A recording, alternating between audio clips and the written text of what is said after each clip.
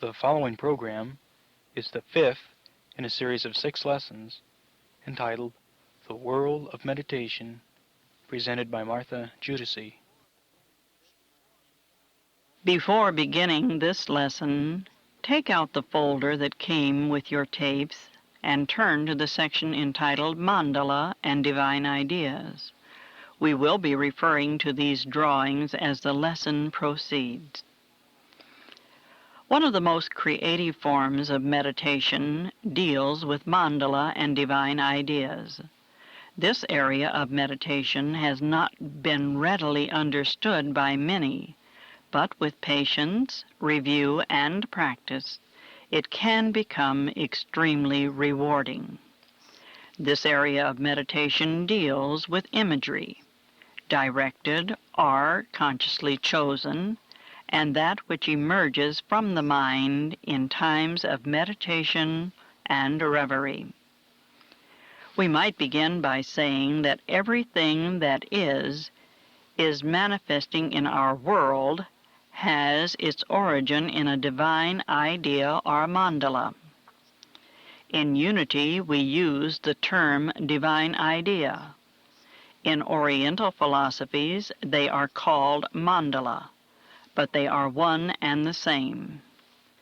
Both have infinite possibilities of expression, and both are to be found manifesting in infinite form and variety. Mandala has been called the magic circle because in meditating on a mandala, we become aware of things beyond that which we normally are aware of, hence the idea of magic. Also, mandala is not really a circle, although one form is a circle. It is the principle of the center. Divine ideas are also the principle of the center.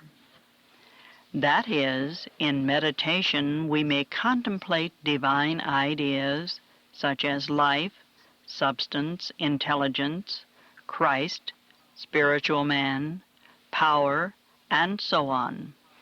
These exist in the mind of man as the source of all that is needed by him to build his world and perfect his body.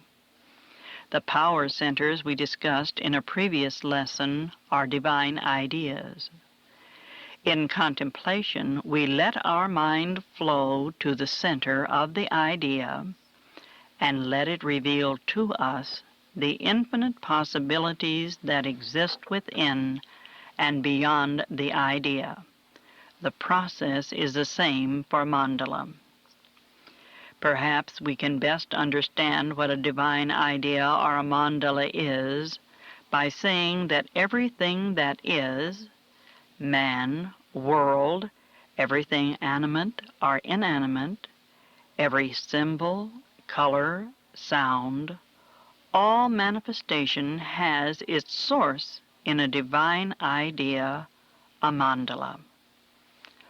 Often the manifestation is called a mandala, a divine idea, and that is because we can contemplate the manifestation, the outpictured image or thing, and let our mind flow to its center and beyond to the source, the divine idea or mandala from which it originated.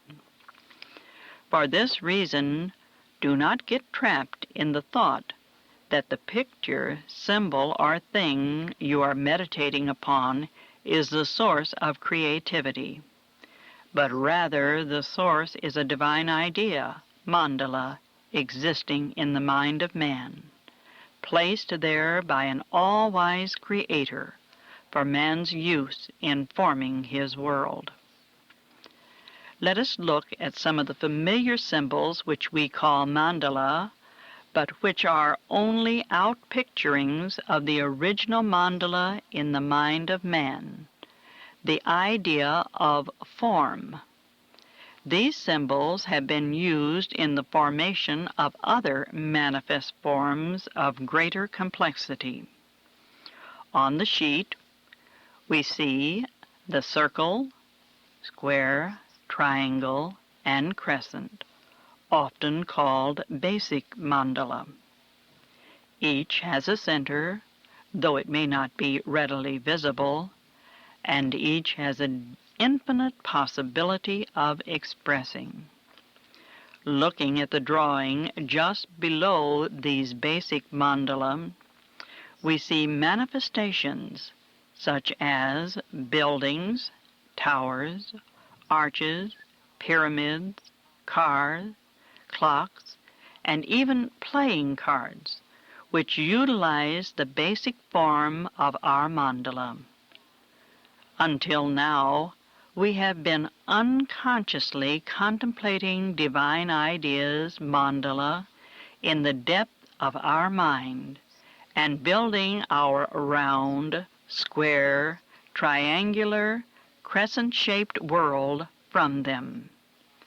In contemplating any mandala, divine idea in the depths of our mind as a mental image, or using a picture as a vehicle for concentrating our mind, that is, narrowing our thought and letting the mind flow to the center and beyond, it will reveal to us the infinite possibilities within the idea and will restore us to our oneness with the reality of the universe.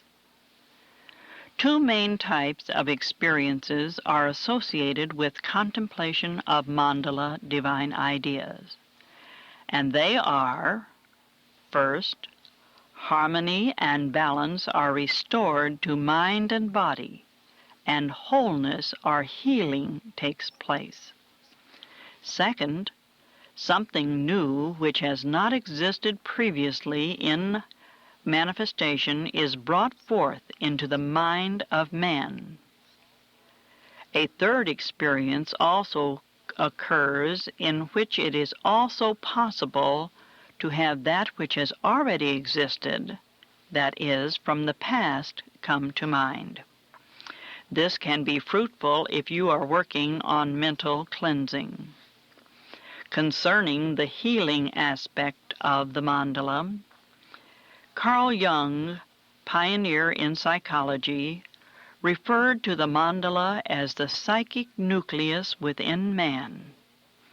He felt the whole structural development of consciousness emerged from this nucleus, and if we could find and discern the possibilities of this nucleus within us and integrate them into consciousness, this would restore the lost balance we once had. This idea of lost balance is often referred to in various religious experiences as the fall of man. In unity, we would say that when we discover the power center within us, the Christ, its infinite possibilities, and bring them forth into consciousness, we will achieve Christ consciousness, our true state, or the wholeness that was ours before the world was. The idea of something new coming to the mind is demonstrated in the discoveries of Kekulé, the father of organic chemistry, who found the basis of the carbon cycle and the benzene theory while contemplating in his mind eye the dancing atoms. The atoms were whirling in circles, and at another time, in the ancient symbol of a snake with a tail in its mouth, spinning and becoming an atomic structure in his mind. Both came to him in reverie, and as they did, it clicked a part of his mind, and it said, "This is the answer I have been long looking for." And from it came the carbon cycle and later the benzene theory. Thus, the possibility always exists in mandala meditation of achieving healing or acquiring new knowledge or awareness. Let us look now at some more mandala, always remembering that they are divine ideas, and see what they reveal in just looking at them in a new way. As you look at the paper before you, you will see symbols which are all ancient in origin. The first symbol is the cross. This is not a usually understood symbol and is often misunderstood. It is not a symbol of suffering and pain, but the idea of returning to the center so that one may take a new direction and cross into new states of consciousness. This, in fact, is what Jesus did in going to the cross, entering into new states of consciousness of life eternal. The next symbol is what we call the swastika, and it is the ancient Indian sign for the 4 seasons.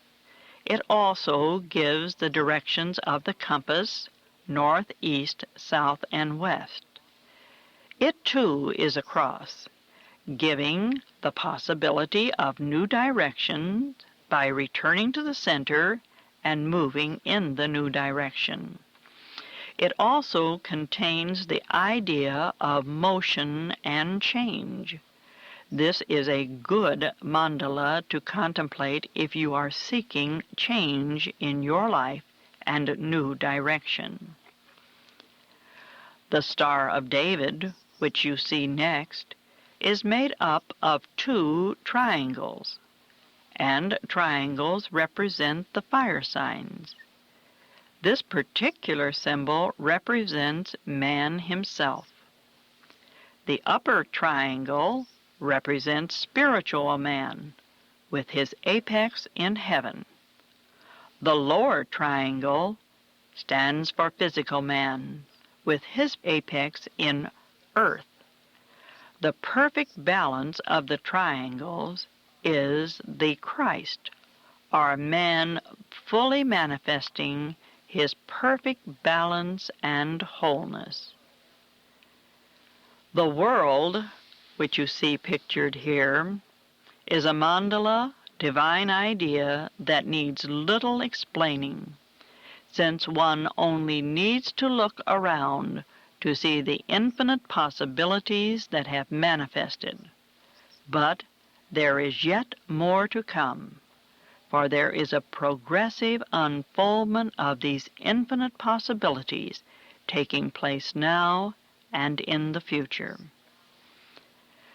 The next symbol is the basic form of a Tibetan mandala, which we find variations of in our museums.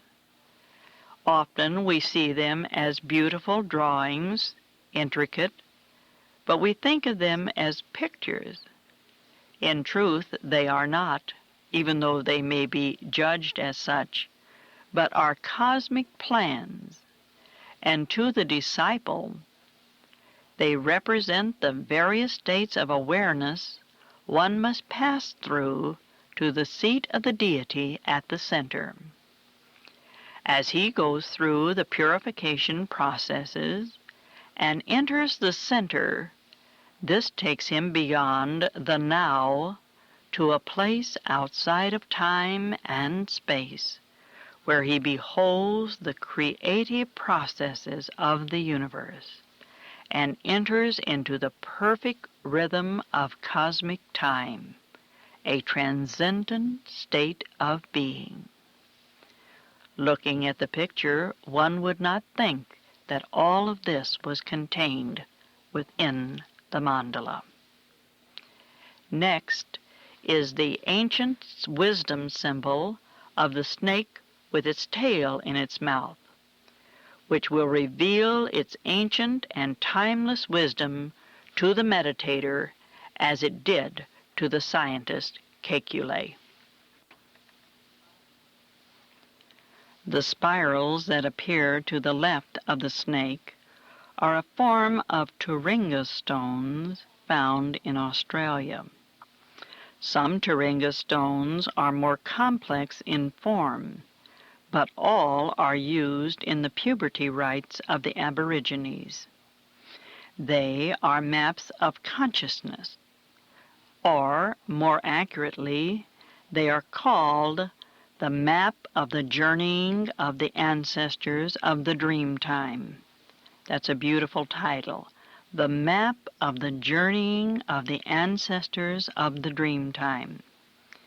To them, the dream time is eternity, and to find the way, one returns to the center, and in returning, the ancestors, which represent those states of mind through which all things may be known, reveal all possibilities to the initiate.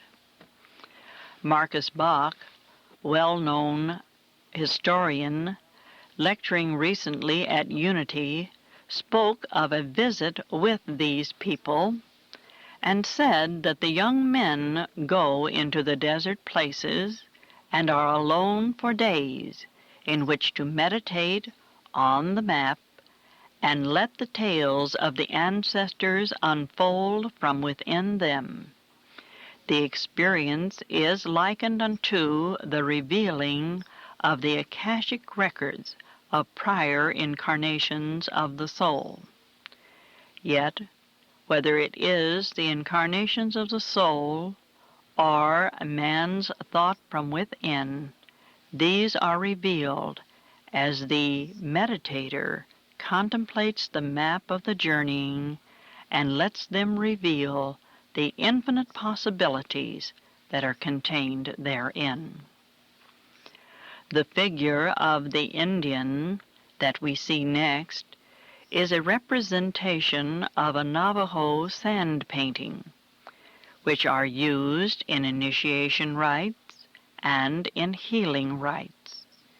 It represents the hero, the conqueror of his own mind and all of its negative states, who controls his five senses and his world. Sand paintings are also used in healing, and the purpose of the sand painting is to return the person to his center, where he becomes one with the universal spirits, and where he becomes aware of his true state and his natural state of wholeness. Every sand painting is incomplete, as it symbolizes the now. For this reason, if you look very closely, you will see somewhere on a sand painting, a Navajo rug, a piece of pottery, the incomplete idea. For this represents the now and says that there are possibilities yet to come. We get this idea of the hero in many cultures and throughout all mythology. It represents the idea of the spiritual man within all men who can conquer his mind and take dominion of his world. The winged globe is what we would call the mandala of unity, and it comes from the ancient Egyptian symbol of the solar orb. It represents the winged soul. The circle contains infinite possibilities of expression. The wings represent the freedom of the soul to express these possibilities in unlimited ways, not hampered in any way. The final mandala is man, each of us. We have a center. We are a star, a cross, a square, a circle, a sphere. We are an infinite idea in the mind of God, and we have infinite possibilities of expressing. And we are expressing these infinite possibilities now. The key to releasing these possibilities is found in creative meditation.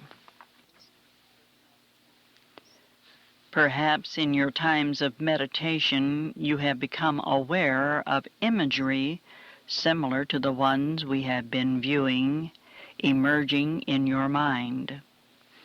Or perhaps this type of imagery has been occurring in your dream states.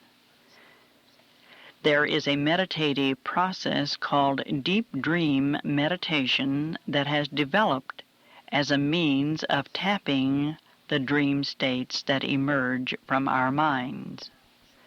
The process of mandala, divine idea meditation, and deep dream meditation is identical. The dream is an emergence of thought from the unconscious levels of mind in symbolic pictures that give information that the dreamer needs to know from his past, present, and future, as in the case of precognitive dreams. We also know that dreams are a way of reorganizing the psyche, the mind, and healing the body. Some dreams contain all three levels of information, that is, from the past, present, and future. We are always dreaming. Every time that our mind drifts away from what it is directed on, we are dreaming. And we should be examining the content of our dreams so that we may utilize them in changing consciousness and bringing about healing of mind and body. In the Old Testament, God spoke to man and instructed him through his dreams and visions, and God has not stopped doing this today. Dreams are a way of the Lord of our being to give us instruction about things that may be holding us in bondage, and also showing the way to freedom. There is a method of dialoguing with imagery that applies to mandala, divine ideas, and to dreams as well, for we need to know how to deal with the imagery that we receive, whether we are contemplating a mandala divine idea or whether we are working with the dream states that emerge during our sleeping or waking hours. The first thing that one needs to do is to have a paper and pen handy to recall the dreams when you wake up in the morning. For as soon as you record them after waking, the clearer the dream will be. The same thing holds true of meditation and contemplation on mandala divine ideas. Keep a pen and paper handy and recall the image or feeling that came to you during your meditative time. After you have noted these images and feelings on the paper, begin to recall them to mind. It is very easy to do this once you have already had the experience. And then begin to dialogue with the imagery. No matter what it is, dialogue with it. It can be a star, it can be a cross, it can be a tree, it can be a person, but it is representative of the deeper levels of your mind as you see things, and therefore can be considered to be you talking to you. So you can dialogue with them. And because you have access to infinite intelligence within yourself, you know what the symbols and the feelings mean. Because they came to you, they have a message for you. All represent phases of thought, just as the mandala divine idea represents phases of your mind and the infinite possibilities of expression that are contained therein. Do not try to think of the meaning. Let the symbol or feeling tell you the meaning. Do not reject thoughts because you do not think they relate. Write down whatever comes and inquire into it. For example, say to the imagery, "What does that mean? Who are you? What are you? Why does this feeling come?" Ask appropriate questions just as you would of another person, in this case, the inner you. If you do not get replies, don't sweat it. Relax. Let go. And the answer will emerge at the right time, perhaps much later when you are engaged in another activity. Do not reject or condemn any thought that comes, as it has important insight for you. If it is disturbing, remember it came to your thought processes, and you can unthink or rethink it in a more positive way once you have accepted it.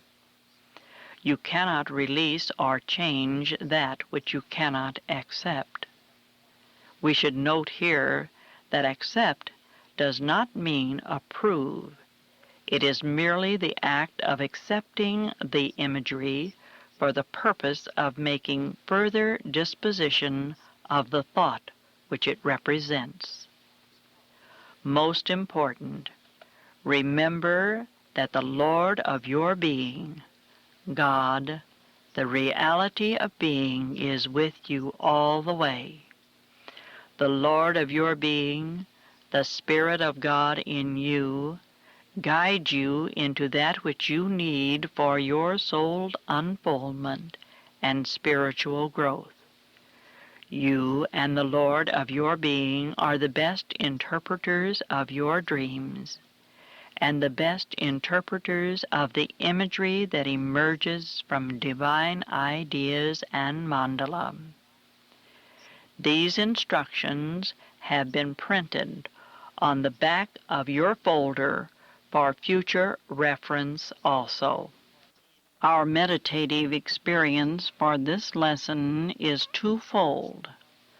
First, how to let imagery come as in deep dream meditation, and how to focus the mind on a symbol or picture as in mandala divine idea meditation. Since you will need to give yourself plenty of time to involve yourself in the process and in the imagery itself, there will be instruction for each type of meditation that you may involve yourself in at your own pace and in your own time.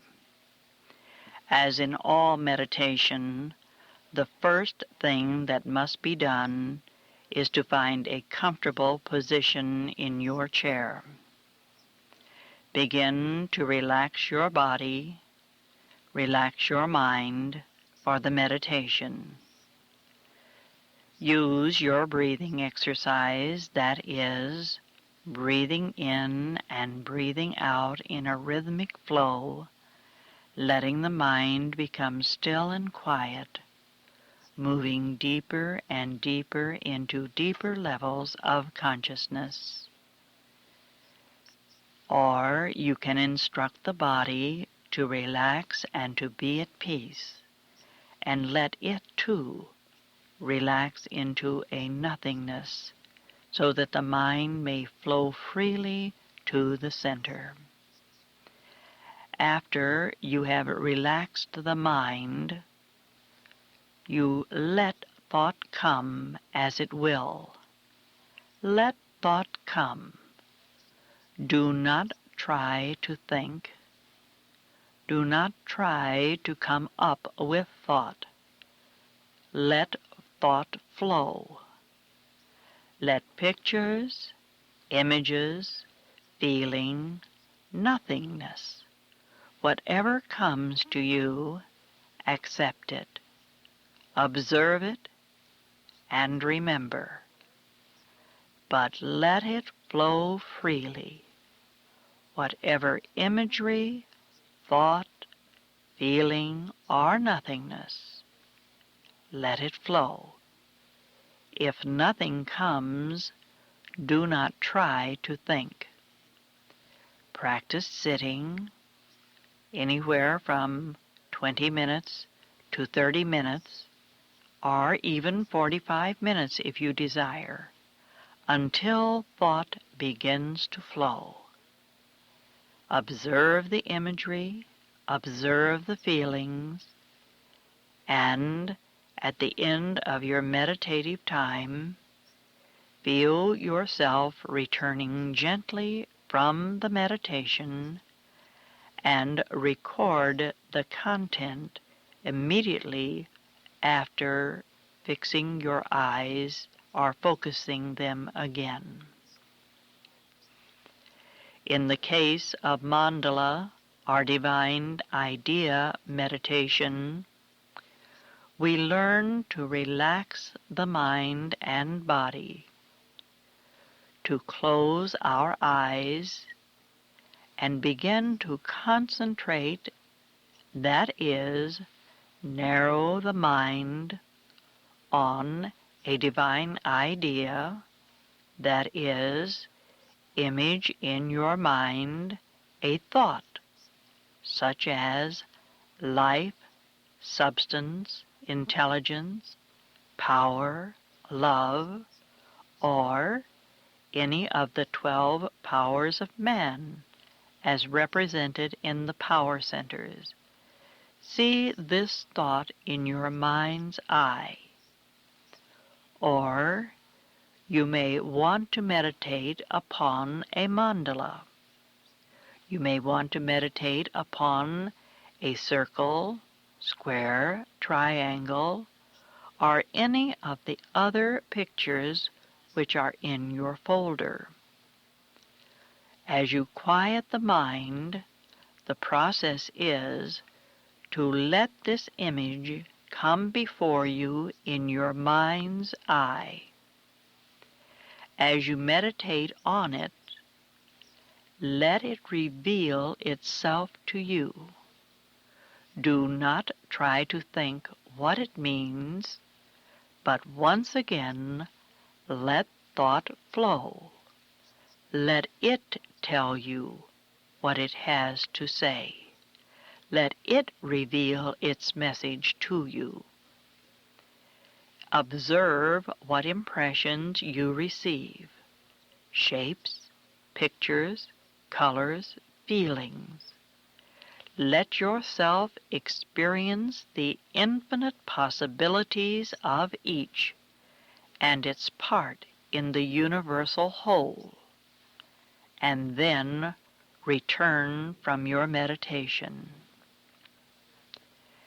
After you have been meditating, always follow the process of letting the mind bring its attention up behind the eyes, and then let light come to the eyes without focusing.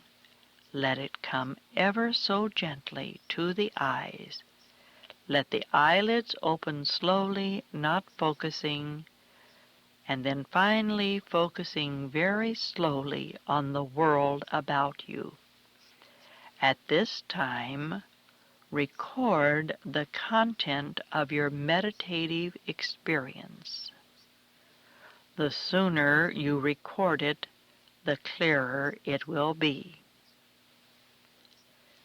After you have recorded it, then, with your pen and paper handy, recall the image or feeling and once again begin to dialogue with it This is the most creative way of using that which comes to you in meditation.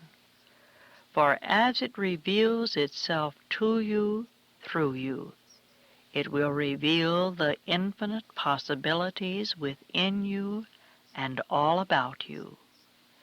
If you have a healing need in mind or body, or in your affairs, you can use the process of imagery in meditation to direct your thought to the part of the body, the phase of mind, or the condition in your affairs that is manifesting less than the highest expression of good. What you need to do is to relax the body, still the mind, and while in a deep meditative situation, call the healing need to mind as an image. Image in your mind the part of the body that may be in need of healing. That phase of mind that needs healing, such as anxiety thoughts or fear thoughts which may be holding you in bondage. Or if there is a need of healing of any condition in your affairs that is manifesting less than the highest expression of good, image that situation in your mind's eye at this time. Call the healing need to your mind as an image and surround it with the pure light of Spirit. See the light of Spirit active in the condition. This light of Spirit always is within you, and as you quiet the mind, you can draw it forth and direct it as you will. As you let this happen in you, gently let any need for cleansing reveal itself. Often we are in need of releasing negative thoughts, fearful attitudes, resentment, and lack of forgiveness of ourselves and others.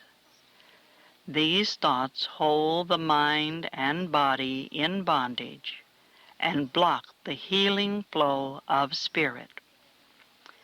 Let these thoughts gently surface and feel yourself releasing them lovingly into the hands of Spirit.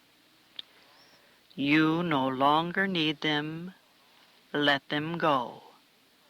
Then refocus your mind on the condition to be healed and see the pure light of Spirit flowing through your body, healing and renewing. Through your mind, bringing new awareness and freedom of expression into your affairs, harmonizing relationships, establishing divine order, and prospering you in abundant measure.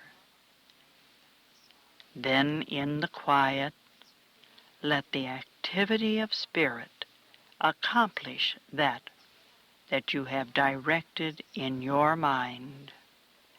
Accept your healing. Rejoice and give thanks. If you find the condition needs further work, then in future meditative experiences, go through the process again. We do not set the conditions in our mind overnight, and it takes persistent meditation often to pay off in healing of mind and body. You may also use this same process if you are in need of guidance or insight into something that you may be working on. In meditation, after relaxing, stilling the mind, and letting it flow to your center, in this state of quiet relaxation, bring the situation or project into mind as a mental image. See whatever it is that you are trying to accomplish in your mind's eye. If there is information that you need, ask it. If there is guidance needed, ask for it. And then surrender the image and the asking lovingly into the hands of Infinite Spirit. Relax, let go, and let thought come to you. Wait in the quiet until thought comes. When it comes, observe carefully, without judgment, everything, every impression that comes. Let ideas flow to you from the divine idea that is the source of your desire for good. It may come as a feeling, as a picture, as sound, or a sense of knowing. Remember the impression, and after returning gently from your meditative experience, record your experience. If you need more insight, dialogue with the information just as you did with dreams, mandala, and divine ideas. There are infinite uses of imagery in meditation: guidance, insight, healing, new ideas, and increased awareness. Let your meditations be a creative experience for you. Use them to restore that perfect balance and wholeness that is your true state of being, and bring you once again into oneness with God.